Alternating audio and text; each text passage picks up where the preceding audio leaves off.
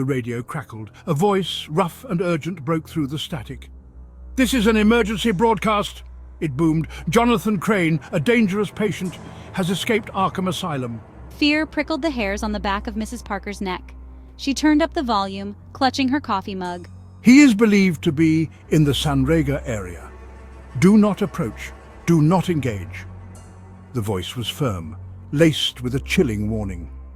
"Keep your children indoors, especially on this Halloween night." The radio hissed, returning to its usual cheerful music. Mrs. Parker stared out the window, the warning echoing in her ears. The sky outside was a bruised purple, the first signs of dusk creeping in. Halloween night. A chill ran down her spine. Jonathan Crane. The name seemed to slither like a snake in her mind. The school bus rumbled to a stop, its yellow a stark contrast to the darkening sky. The doors hissed open, releasing a gaggle of children in colourful costumes. "Don't be out too late," a parent called, her voice tinged with nervous laughter.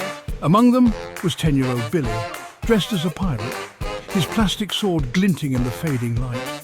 He barely registered his mother's worried calls as he raced ahead, eager to join his friends.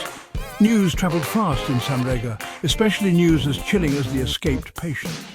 Yet Halloween was a time-honoured tradition, a night for costumes and candy, and most parents, though slightly unnerved, were reluctant to disappoint their children. The escaped patient was just that, an escaped patient. Surely the authorities would catch him soon. Billy and his friends decided to tackle the haunted maze at the edge of town. It was a Halloween tradition, a labyrinth of hay bales and spooky decorations, filled with jump scares and laughter. As Billy waited his turn, his gaze fell on a man standing across the street. He wore a long, dark coat and a wide-brimmed hat that shadowed his face. The man wasn't looking at the maze, but at the children, his gaze shifting, darting like a fly trapped behind glass. Billy felt a shiver crawl up his spine. There was something about the man that made him uneasy. He tried to shake off the feeling, telling himself it was just his imagination, fueled by the scary stories and the radio announcement.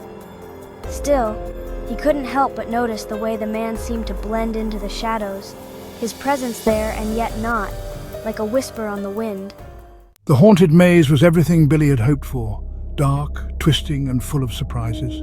He shrieked with laughter as a ghost jumped out from behind a hay bale, his heart pounding in his chest.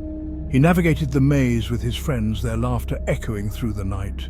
But every now and then, between the shrieks and giggles, Billy would catch a glimpse of the man in the shadows, always there, lurking just out of sight, his presence a dark cloud against the revelry of the night.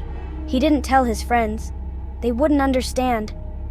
They were caught up in the thrill of Halloween, oblivious to the fear that gnawed at the edges of Billy's excitement. He just wanted to get home, to the safety of his room, away from the man with the shifting eyes. Finally, after what felt like hours, Billy broke free of the maze.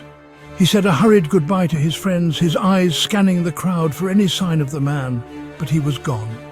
Relief washed over Billy as he ran all the way home, his plastic sword slapping against his leg.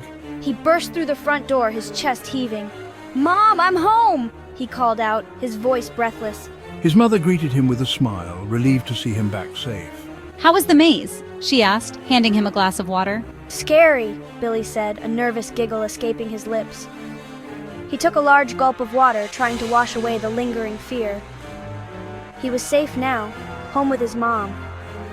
But as he glanced out the window, his blood ran cold. Standing across the street, shrouded in the darkness, was the man. He was closer now, his face still hidden in the shadows, but his gaze, fixed on Billy's house, was unmistakable.